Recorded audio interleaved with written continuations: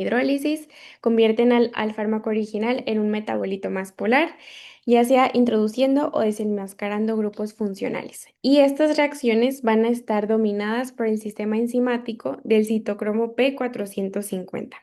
Esta familia, el citocromo P450, va a contener a otras enzimas, ¿ok? Así se llama, solamente superfamilia del citocromo P450 y tiene a muchas enzimas dentro de esta superfamilia que nos van a ayudar a metabolizar tanto fármacos como pues sustancias endógenas, ¿ok? Para farmacología vamos a ver las familias CYP1, CYP2 y CYP3. Estas van a participar en el metabolismo de fármacos en humanos. Las familias del CYP4 al CYP50 se van a encargar de los compuestos endógenos como esteroides y ácidos grasos, ¿ok? Todas las enzimas que nosotros vamos a ver van a empezar con CYP1, CYP2 y CYP3, ¿ok? Que son familias dentro de la superfamilia del citocromo P450. Hay un montón, pero solamente vamos a ver 6 que son pues muy importantes porque estas 6 van a metabolizar el 95% de los fármacos y pues si es preguntable a veces qué fármacos son metabolizados por qué enzimas, ¿ok? Entonces aquí les puse 6 ejemplos y esos 6 pues sí les recomiendo que se lo macheten, ¿ok? Les puse al CYP3A4. Sí, porque pertenece a la familia del citocromo P450. Luego el 3 es de la familia, la subfamilia y la isoenzima. No es importante entender la nomenclatura, solamente aprenderse el nombre y qué fármacos se metabolizan por esas enzimas, ¿ok? El CYP3A4 va a ser el responsable del metabolismo de más del 50% de los fármacos de prescripción médica. O sea, es la enzima que metaboliza la mayoría de los fármacos. Debido a su alta expresión en la mucosa intestinal, va a contribuir significativamente al metabolismo de primer paso de muchos medicamentos que sean administrados por vía oral. ¿Ok? Está en la mucosa intestinal. Si tú administras un fármaco por vía oral, probablemente esta enzima la va a metabolizar y nos va no sé si ya vieron la clase pasada, lo del metabolismo de primer paso, va a hacer que perdamos una gran parte de nuestro fármaco y pues no se absorba. ¿Ok? El CYP2D6, otra isoenzima, está involucrada en el metabolismo de hasta una cuarta parte de los medicamentos. Solamente les puse las principales isoenzimas, pero muestra el mayor grado de polimorfismo genético y esto es preguntable de examen. Es la isoenzima que muestra el mayor grado de polimorfismo genético. En genética yo creo que ya habíamos visto que un polimorfismo es como una variación de un gen que es pues normal, que se presenta en una buena cantidad de la población. Hay variaciones entre personas, entre sus genes, no van a funcionar de la misma manera y el CYP2D6 es uno de los que va a presentar mayor grado de polimorfismo genético.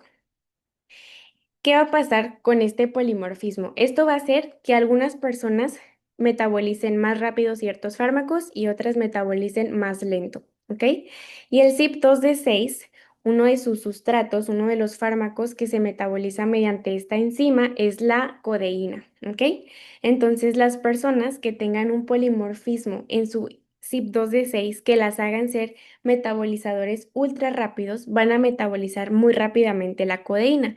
La codeína es un opioide que vamos a ver en este parcial, pero además es un profármaco.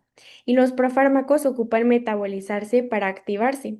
Si estas personas metabolizan muy rápido la codeína, metabolizan muy rápido este profármaco, pues muy rápido se va a convertir en el metabolito activo que vendría siendo la morfina. Y estas personas podrían presentar una intoxicación por morfina. Eso es como una aplicación de este conocimiento que acabamos de adquirir de los polimorfismos en las enzimas. Van a hacer que algunas personas sean metabolizadores rápidos y otras lentos, y esto nos puede causar tanto intoxicaciones en caso de que activemos muy rápidamente un profármaco como la codeína, o también puede hacer que un fármaco funcione más lentamente, se active más lentamente en un metabolizador lento, o que un fármaco tarde más en eliminarse. Entonces ahí pues ir ajustando las dosis, ¿verdad? El CYP2C9. El CYP2C9 metaboliza fármacos de estrecho índice terapéutico. Sus variantes genéticas determinan que un paciente sangre con dosis bajas de anticoagulantes o sufra toxicidad neurológica. ¿Por qué? porque los sustratos del CYP12-9 se los puse aquí en paréntesis, déjenme les activo el puntero, son la warfarina, yo creo que ya hemos escuchado que la warfarina, ¿por qué no se puso el puntero?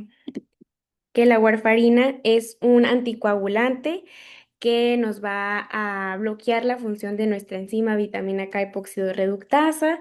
Entonces, pues todos los factores de la coagulación que dependan de esta vitamina K, como el 10, el 9, el 7 y el 2, ya no van a funcionar, ya no se van a poder pues sintetizar, nuestro paciente ya no va a poder coagular y va a empezar a sangrar. Eso pasa con la warfarina, pero el sangrado es un efecto adverso. A nosotros nos importa que no forme coágulos y que esto no llegue a un infarto o un evento vascular cerebral. Es un fármaco importante la warfarina y se metaboliza los moví, por el CYP12-9. El problema es que los metabolizadores lentos del CYP12-9, con polimorfismos en CYP12-9 que hagan que metabolicen más lento la warfarina, si lo metabolizan más lento, pues se va a empezar a acumular en el cuerpo y concentraciones más altas de warfarina van a hacer que nuestro paciente pueda presentar sangrados. ¿Ok? La fenitoína, pues es un anticonvulsivante, también lo vamos a ver en este parcial. También se metaboliza por CYP12-9. Todos estos son preguntas de examen, la verdad. Y el ibuprofeno. El ibuprofeno también se metaboliza por el CYP12-9. CYP12-19, su polimorfismo tiene consecuencias terapéuticas críticas en cardiología, porque el medicamento que se va a metabolizar gracias a esta enzima es el clopidogrel. Ese es tema del siguiente parcial, los anticoagulantes. El clopidogrel es un antiagregante plaquetario. Igual va a hacer que no se agreguen las plaquetas para que no se formen coágulos y evitar pues eventos cardiovasculares o eventos vasculares cerebrales. El clopidogrel también es un profármaco, entonces ocupa que el CYP12-19 la active. Los pacientes que tengan polimorfismos en esta enzima y que no puedan activar el clopidogrel pues van a ser pacientes que van a ser más, va a incrementar sustancialmente su riesgo de sufrir eventos cardiovasculares, porque pues si no se está activando el fármaco, no está ejerciendo su efecto terapéutico, y si tú le estabas dando ese clopidogrel para evitar que le diera un infarto, pues le va a dar, porque no está funcionando su enzima para activar este fármaco. Esa es la importancia de las enzimas, ¿ok? También otro sustrato de esta enzima son los inhibidores de la bomba de protones. Esos también son tema de segundo parcial, ya los conocen, es el omeprazol, pantoprazol, lansoprazol, todos los prazoles que nos ayudan a disminuir la producción del ácido gástrico, son inhibidores de la bomba de protones y se metabolizan mediante el CYP12-19. Se los digo, o sea, todos estos ejemplos para que se vayan familiarizando con los fármacos y vean pues cómo van funcionando. Creo que esa es la parte más chida de Pharma. Y yo sé que todavía no llegamos ahí, pero paciencia, ya casi acabamos con generalidades. El CYP2E1, otra enzima, es responsable de la bioactivación del acetaminofén. El acetaminofén ya lo han escuchado, solo que con el nombre de paracetamol. Y el CYP12-1 va a metabolizar este paracetamol en un metabolito hepatotóxico. El paracetamol puede llegar a ser hepatotóxico, causa una necrosis centrolobulillar en el hígado y de hecho es la segunda causa de trasplante de hígado en niños. O sea, sí es peligroso una intoxicación con paracetamol. El CYP2E1 es la enzima encargada, bueno, culpable de metabolizar al paracetamol en benzoquinoneimina, el NAPQI. Todo el mundo lo conoce como el NAPQI. Eso, el paracetamol, lo vamos a ver en el tema de AINES, aunque no es un AINE y es de este parcial. Y la intoxicación por paracetamol, pues en el parcial de toxin. Vamos a ver que, pues regularmente el paracetamol se metaboliza principalmente por vías, reacciones de fase 2, que son las que vamos a ver ahorita. Estas son reacciones de fase 1, se metaboliza por glucuronidación y sulfatación, que son reacciones de fase 2, pero una pequeña parte se metaboliza por reacciones de fase 1, por reacción de oxidación mediante el CYP2E1. El problema de esto es que Se metaboliza una muy pequeña parte, se convierte en el metabolito tóxico, en el NAPQI, y nuestro cuerpo neutraliza ese metabolito tóxico mediante el glutatión. Si nosotros nos intoxicamos con paracetamol y lo consumimos de más, pues se va a producir tanto metabolito tóxico que ya no vamos a poder neutralizarlo y entonces ya nos va a empezar a causar daño. Otra forma en la que nos puede empezar a causar daño el paracetamol es si nosotros consumimos regularmente etanol o alcohol, bebidas alcohólicas, porque cuando nosotros consumimos bebidas alcohólicas, una parte del alcohol se va a metabolizar también por la CYP2E1. Y algo de las enzimas es que se pueden inducir. Mientras tú más tomes alcohol, pues el cuerpo dice, si me das más alcohol, yo ocupo hacer más enzima para metabolizar esa grande cantidad de alcohol. Entonces va a inducir a la producción de más enzima, de más CYP2E1. Entonces tu CYP2E1 va a estar súper activa y cuando tú consumas paracetamol, va a estar ahí presente, lista para producir el metabolito tóxico, ¿ok? Entonces, el consumo regular de etanol incrementa la susceptibilidad de un paciente a sufrir necrosis hepática fulminante tras una sobredosis de acetaminofén, porque el consumo de alcohol va a inducir la producción de la enzima y al momento de que nosotros consumamos el paracetamol, esta enzima va a estar pues en mayores cantidades, lista para producir el metabolito tóxico. ¿Ok? Y por último, el CYP1A2. Este representa aproximadamente del 10 al 13% del CYP hepático, todavía en una gran cantidad. Lo más destacado en los libros es que su expresión se ve fuertemente influenciada por los hidrocarburos aromáticos policíclicos que están presentes en el humo del tabaco. ¿Ok? Entonces, las personas que fumen tabaco, estas personas van a tener su CYP1A2 más expresada, ¿ok? El problema es que esta CYP1A2 metaboliza la cafeína, la teofilina y la warfarina.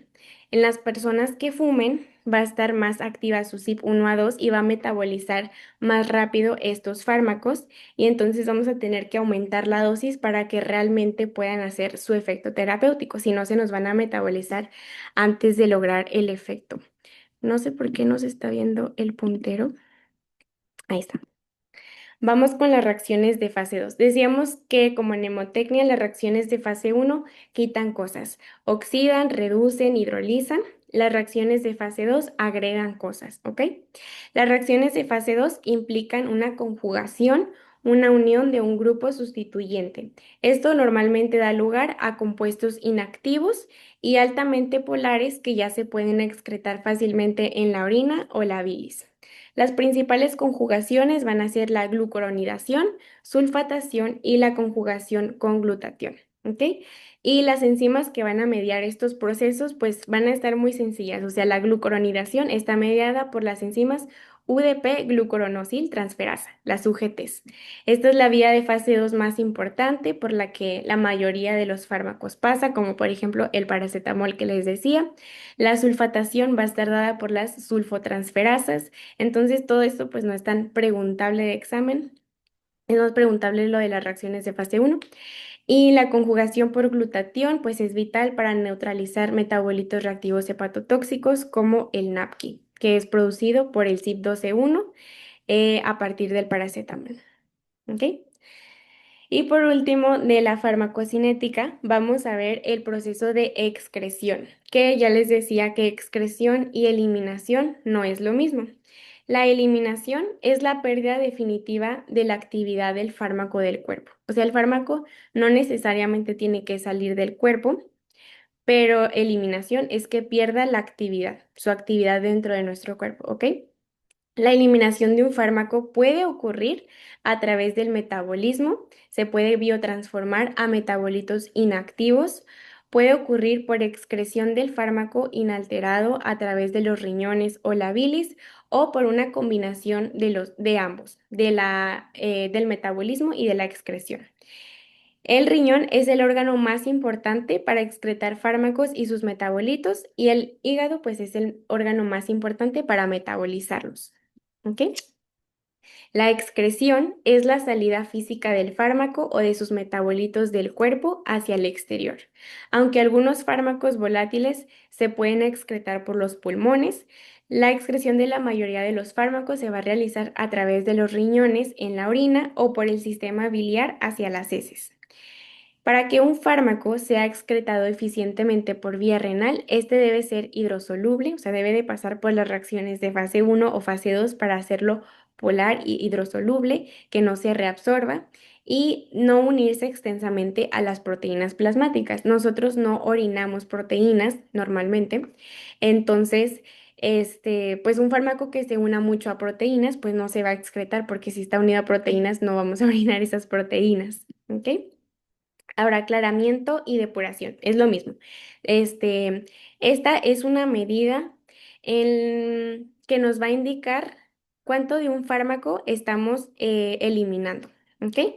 La depuración es el volumen de sangre o plasma que queda completamente libre de un fármaco por unidad de tiempo. Y nos va a servir para calcular la dosis de mantenimiento. Si tú calculas la dosis, bueno, la cantidad de fármaco que está saliendo del cuerpo de ese paciente, tú puedes saber cuánto le tienes que administrar, pues, a lo largo del tiempo para mantenerlo dentro de concentraciones necesarias para lograr el efecto terapéutico. ¿Ok? Mientras mayor sea la depuración, mientras mayor sea el volumen de sangre que tú estás dejando libre de fármaco por unidad de tiempo, el fármaco pues va a desaparecer más rápido y su concentración en sangre va a disminuir también más rápidamente. Si el aclaramiento o la depuración es menor, si depuramos menos fármaco de un volumen por unidad de tiempo, el fármaco va a permanecer más tiempo en el organismo. En la mayoría de los medicamentos, la depuración es constante. El organismo va a eliminar un porcentaje fijo del fármaco por unidad de tiempo y a esto le vamos a llamar eliminación de primer orden. Vamos a ver dos maneras en las que se pueden eliminar los fármacos y una va a ser eliminación de primer orden y eliminación de orden cero, que las vamos a ver ahorita más adelante. No sé si quedó claro esto del aclaramiento y lo de las reacciones de fase 1 y fase 2.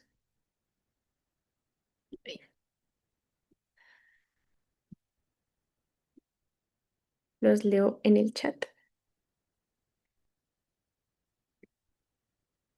¿Sí todo claro hasta ahorita o hay alguna duda? Bueno, yo creo que sí, entonces. Vamos con vida media. La vida media es el tiempo requerido para llevar la cantidad de fármaco en el cuerpo a la mitad durante la eliminación.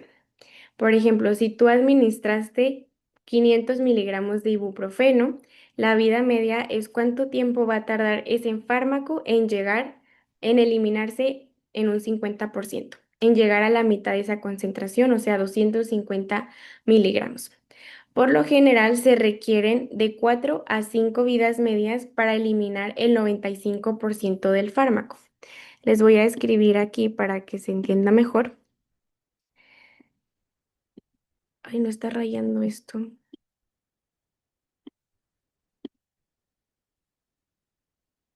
Ahí está. Vamos a poner aquí en una tablita vidas medias, ¿ok? Vamos a suponer que nuestro fármaco tiene una vida media de 1 hora, ¿ok? Pasa una vida media... Ay, ¿por qué se quita?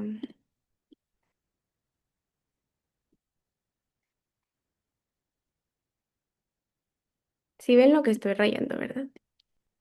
No, no puedo rayar. Chin. No sé por qué, chicos. Bueno, van a tener, al rato les paso la gráfica, pero básicamente, vida media es el tiempo que requiere un fármaco para llegar a la mitad de su concentración. Vamos a suponer que administramos, pues, un fármaco y está en un 100%. El 100% del fármaco que tú administraste en el minuto cero está por completo, ¿no? Supongamos que nuestro fármaco tiene una vida media de 1 hora.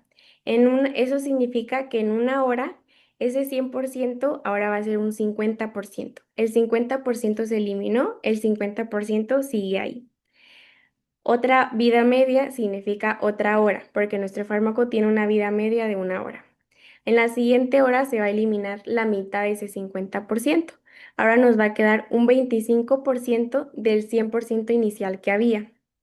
Otra hora más se elimina la mitad de ese 25%. Ahora va a quedar un 12,5% del fármaco que originalmente habíamos administrado y la otra mitad se elimina.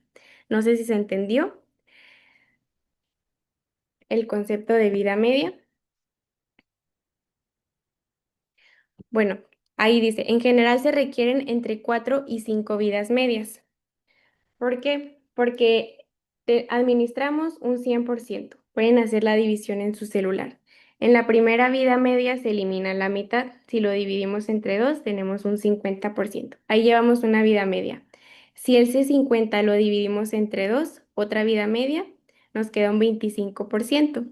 Si ese 25 lo dividimos entre dos, otra vida media, nos queda un 12,5%. Si eso lo dividimos entre dos, otra vida media, ya llevamos 4 vidas medias, nos queda un 6,25%. O sea, ya se eliminó un 94% del fármaco. Por eso se dice que la mayoría de los fármacos requieren entre 4 y 5 vidas medias para eliminar aproximadamente el 95% del fármaco. Aquí tenemos esta grafiquita que nos habla en el eje de las X de las vidas medias, una vida media, dos vidas medias, tres vidas medias, cuatro vidas medias, y en el eje de las Y la concentración en molaridad. En la primera vida media pasamos de una concentración 1 molar a 0,5, en la siguiente a 0,25, en la siguiente a 0,12, en la siguiente a 0,06. Si se entiende cómo a lo largo de que pasa una vida media disminuye a la mitad la concentración. Eso independientemente de la dosis que tú hayas dado, siempre se va a disminuir en cada vida media la mitad. Y esa vida media puede ser que el fármaco tenga una vida media de un segundo, de un minuto, de una hora. Eso es irrelevante para entender este concepto, ¿ok? Ahora, alcanzamos un estado de equilibrio cuando la cantidad de fármaco que entra al organismo es igual a la cantidad que se elimina, ¿ok? Ahora sí vamos con las cinéticas. Cinética de primer orden y cinética de orden cero. Estas son las formas en las que podemos eliminar un fármaco. ¿Cómo se comporta el fármaco? En la cinética de primer orden, la velocidad a la que eliminamos el fármaco va a ser directamente proporcional a la concentración. Si tú le administras 100 gramos de un medicamento al paciente, en su primera vida media va a eliminar 50 gramos, en la segunda vida media 25 y así. Pero si se fijan, eliminó mucho en su primera vida media. Si tú le administras 10 gramos, en su primera vida media va a eliminar 5. La velocidad a la que está eliminando el fármaco es directamente proporcional a la concentración de fármaco en el plasma, ¿ok? Si tú le administras más, va a eliminar más. Si tú le administras menos, va a eliminar menos, pero siempre va a ser el 50% de lo que tú le administres. Esa es una cinética de primer orden, o sea, va a haber fármacos que tengan cinética de primer orden y que se eliminen de esa manera siempre en un 50%, en un 50%, ¿ok? El cuerpo va a eliminar una fracción o porcentaje constante de ese fármaco por unidad de tiempo. En la cinética de primer orden, los sistemas enzimáticos de eliminación están trabajando muy por debajo de su capacidad máxima. O sea, las enzimas que se encarguen de metabolizar ese fármaco no están saturadas, están trabajando pues a gusto, ¿no? O sea, no se saturan, entonces pueden trabajar en base a la concentración.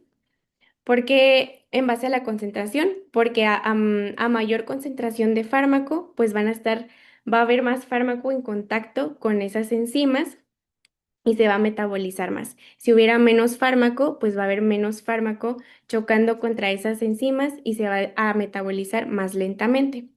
Entonces, en la cinética de primer orden, como estas enzimas no están saturadas, están trabajando en base a la concentración del fármaco. Hay enzimas de sobra para procesar el fármaco disponible. Este es el mecanismo por el cual se eliminan el 95% de los fármacos, o sea, la mayoría pueden pensar que primer orden es el número uno, el por el que la mayoría de los fármacos se va a eliminar. y tiene ciertas características este tipo de eliminación. Va a ser constante, no importa cuál sea la concentración plasmática, si es alta o baja, el tiempo que tarde el fármaco en reducirse a la mitad siempre va a ser el mismo. Si tu fármaco dice que tiene una vida media de 5 horas, cada 5 horas se va a eliminar la mitad, ¿ok? Si la vida media es de 4 horas, va a tardar 4 horas en pasar de 100 a 50, otras 4 horas en pasar de 50 a 25 y así. ¿Ok? Si eso lo graficamos, se va a ver de manera lineal. ¿Ok? Ahorita les voy a enseñar las gráficas para que lo puedan ver. Y otra cosa es que esta cinética es no saturable. ¿Ok? Como ya decíamos, las enzimas van a estar trabajando por debajo de su capacidad, entonces no se saturan y pues se va a seguir metabolizando em, a- en base a la concentración del fármaco. Vamos con orden cero. Esta es diferente a la de primer orden, ¿ok? La velocidad de eliminación en la de orden cero va a ser constante y va a ser independiente de la concentración plasmática. Aquí bueno, por ejemplo, el alcohol se metaboliza por orden cero, ¿ok? El alcohol satura nuestras enzimas. Entonces, nuestras enzimas dicen, yo puedo trabajar hasta aquí, yo puedo eliminarte 150 miligramos de alcohol por cada kilogramo por hora. Independientemente de si tú me das más alcohol o menos alcohol, el cuerpo va a trabajar con esa tasa metabólica. Va a ser independiente de la concentración plasmática y va a ser constante. Siempre la misma cantidad por hora, siempre la misma cantidad. ¿Por qué? Porque aquí las enzimas que se encarguen de metabolizar, en este caso el alcohol, o en otros casos algún otro fármaco, van a estar saturadas. Van a ser fármacos que a lo mejor son más complejos de eliminar para nuestro cuerpo. Esos sitios activos de las enzimas se van a saturar y el cuerpo los va a empezar a eliminar conforme a su capacidad, conforme a la capacidad y velocidad de esas enzimas para trabajar y no van a depender de la concentración. El cuerpo elimina una cantidad fija o masa constante de fármaco por unidad de tiempo. Esto sucede porque la concentración del medicamento supera la capacidad de los sistemas de transporte o de las enzimas metabólicas, es decir, las enzimas están completamente saturadas y van a estar trabajando a su velocidad máxima. ¿Ok? Si lo graficamos, la gráfica pues no va a ser lineal, ahorita la van a ver. Este se satura, trabaja a una capacidad limitada y ocurre con muy poquitos fármacos a dosis terapéuticas. Es decir, a la dosis que tú administras la fenitoína, esta se va a empezar a eliminar por orden cero. No porque le estés dando demasiada fenitoína, sino porque a la dosis que le tenías que dar ya saturaste pues las enzimas que lo van a metabolizar. Otro ejemplo es el alcohol. Hecho en Pharmalab van a empezar a calcular em, cuánto alcohol has eliminado en base a la tasa metabólica de la persona. Si la persona pesa 50 kilos y es un hombre, pues va a eliminar 150 miligramos por kilogramo por hora. Entonces, si han pasado 5 horas desde que consumió tal alcohol, pues cuánto alcohol queda en su sangre y eso está muy padre de Pharmalab. ¿Ok? Es donde más les pueden preguntar esto de cinética de primer orden y de orden cero, así que pregúntenme si tienen alguna duda. También el ácido acetilsalicílico, pero este en dosis altas. A dosis altas, el ácido acetilsalicílico o aspirina, como lo conocemos, puede empezar a metabolizarse por orden cero porque se saturan las vías enzimáticas que lo metabolizan. ¿Ok? Ahora sí, aquí tenemos las grafiquitas. A ver, no, bueno, no sé si vayan a lograr identificar cuál es cuál. Ambas gráficas están en una escala lineal. ¿Eso qué quiere decir? Que si se fijan, aquí va, en el eje de las X, aumenta 0, 1, 2, 3, 4.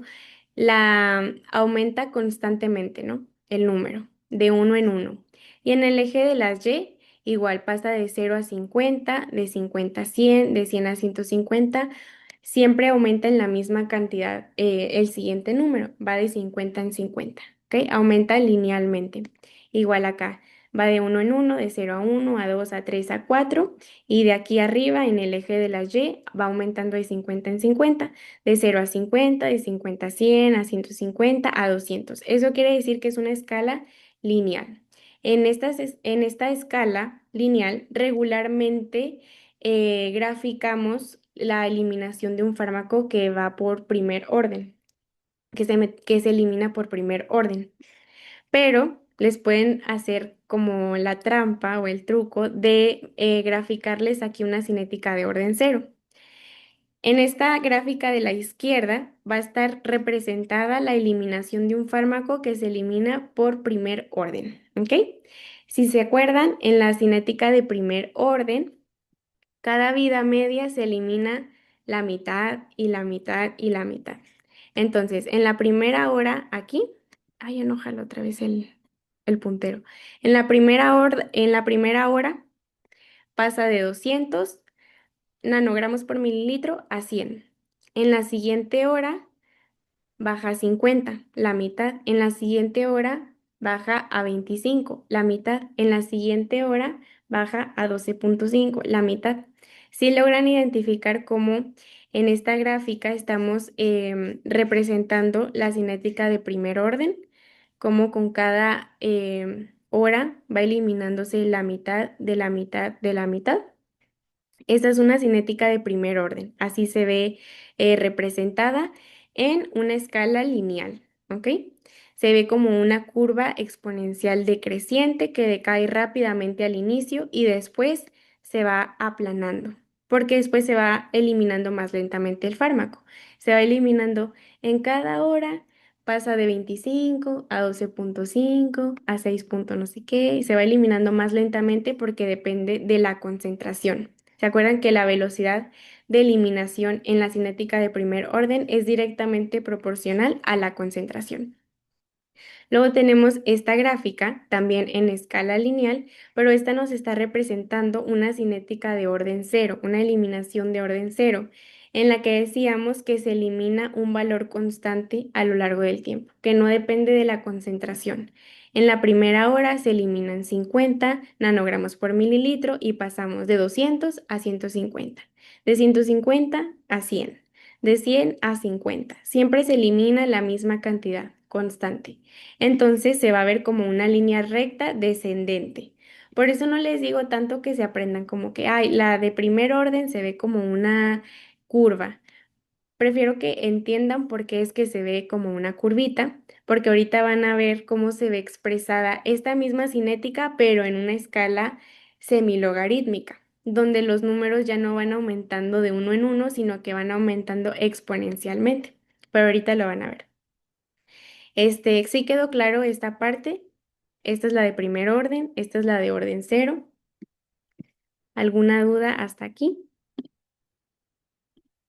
Ay, ¿todo bien? Bueno, vamos a continuar. Ok. Va con la escala semilogarítmica. Si se fijan, vamos a ignorar este 5 y este 50.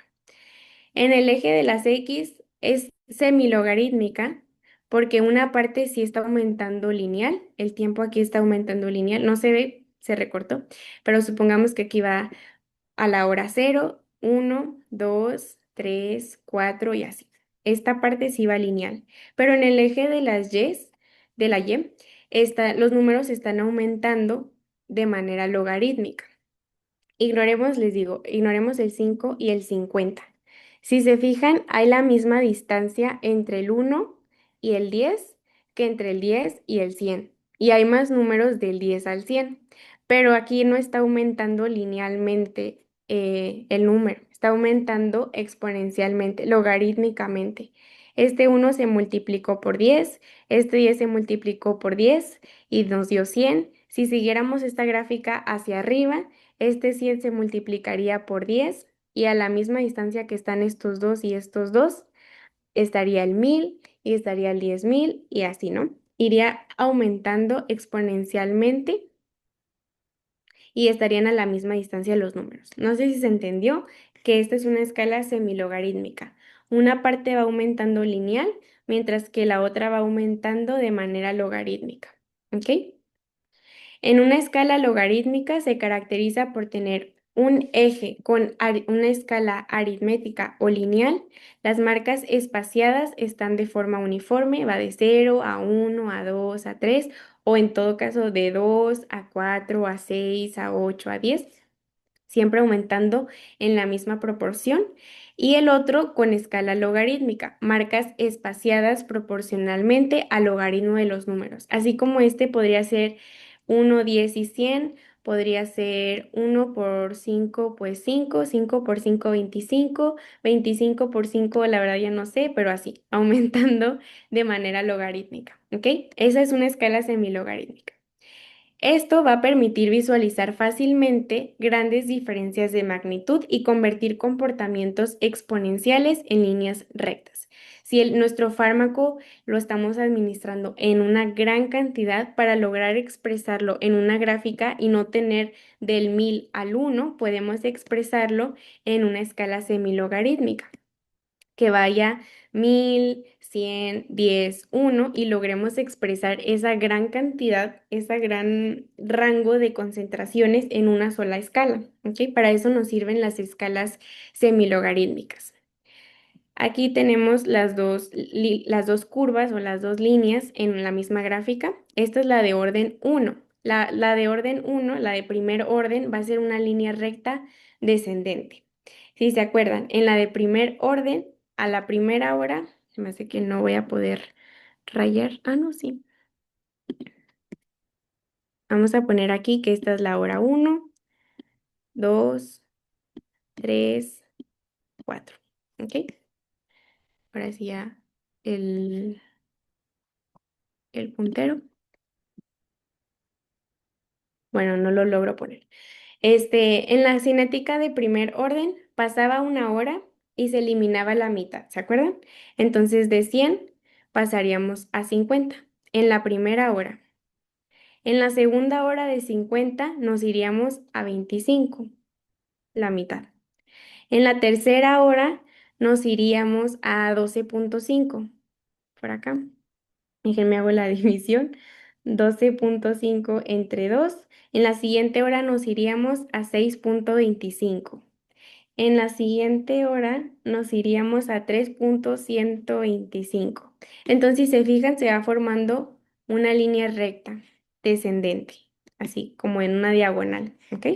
Pueden hacer ustedes el ejercicio, buscar otros ejemplos de gráficas con números diferentes, pero en una escala semilogarítmica, una cinética de orden 1, de primer orden, se va a ver como una línea recta descendente. Por eso no les digo que se macheten si se ve como una línea recta o curva, prefiero que lo entiendan y que digan, aquí a la hora 1, a la vida media 1, él se eliminó la mitad, a la siguiente la mitad, a la siguiente la mitad y la mitad. ¿Ok? Y la de orden cero, si se acuerdan, se elimina una cantidad constante. Entonces, en la primera hora pasamos de 100 a 90, supongamos. En la siguiente hora de 90 a 80, 70, 60, 50. Y luego como aquí pasamos del 50 a 10, se va em, precipitando un poquito más la curva.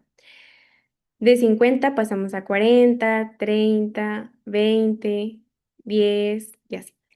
¿Se entendió o hay alguna duda? La de orden cero se ve como una curva convexa que se mantiene alta en un inicio porque aquí el 100 y el 50 están muy cerquita y luego empieza a haber una gran diferencia entre el 50 y el 10 y entonces ya baja más pronunciadamente la curva, pero siempre es la misma cantidad en la de orden cero. ¿Alguna duda?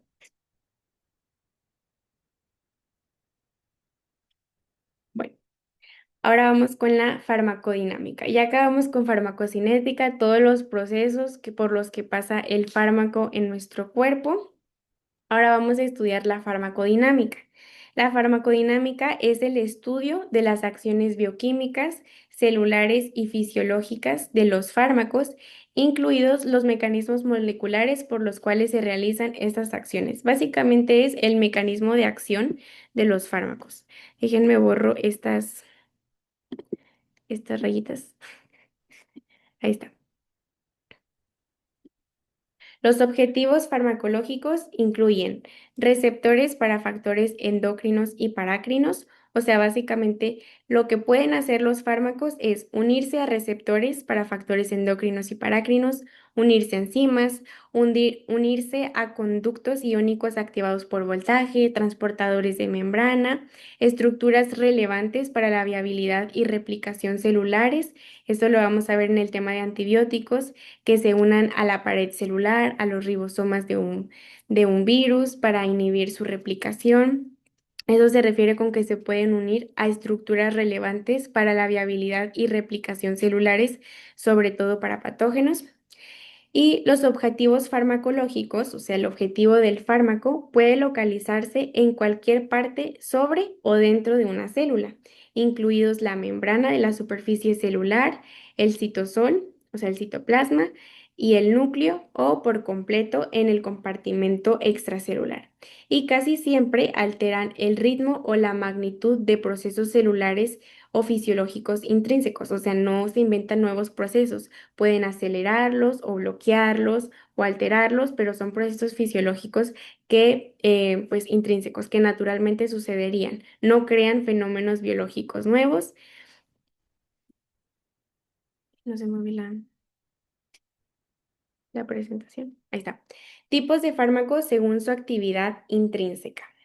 La actividad intrínseca es la capacidad de un fármaco que una vez unido a su receptor puede activar la maquinaria celular y generar un efecto. Los vamos a clasificar en agonistas completos, agonistas parciales, antagonistas completos y agonistas inversos.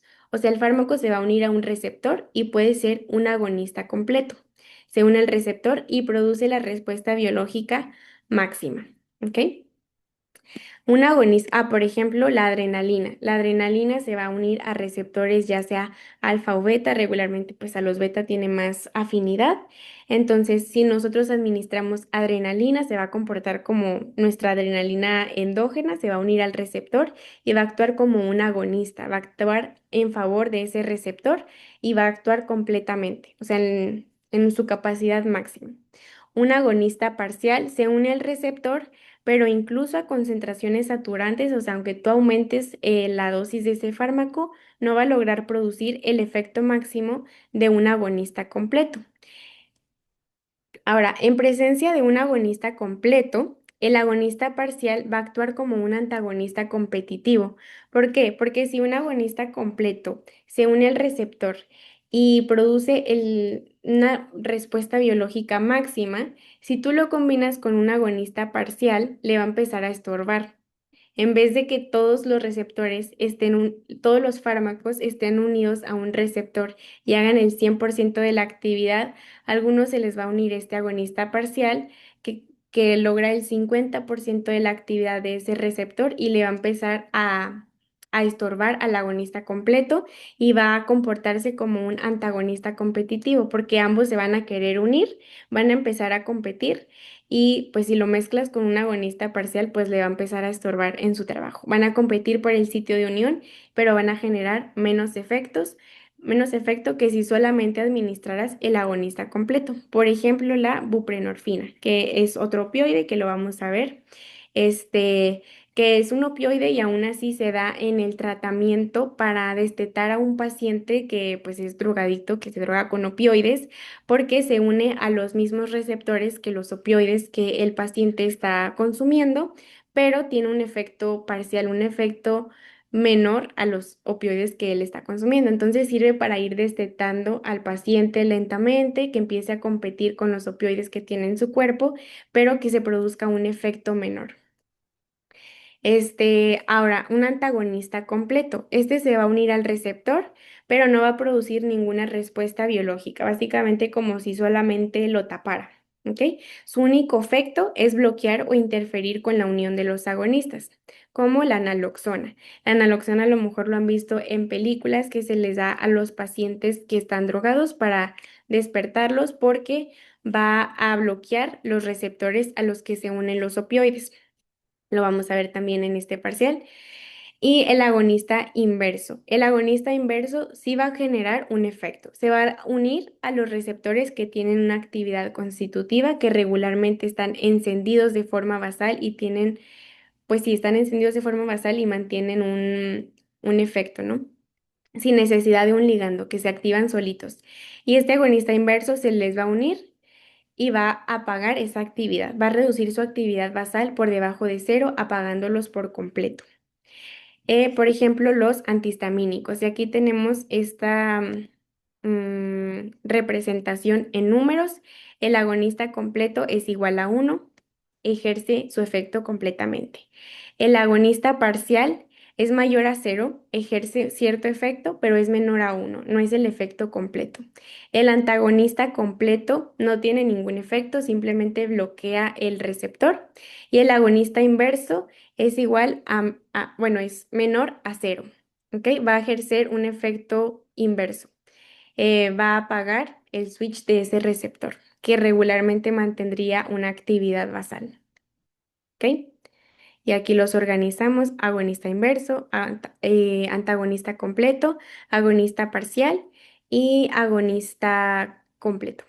Creo que acá les puse una grafiquita. Esta grafiquita también es importante que les puedan preguntar. Pues, por ejemplo, esta línea verde corresponde a un agonista completo, la azul a un agonista parcial, la negra pues a un antagonista completo y la roja a un agonista inverso.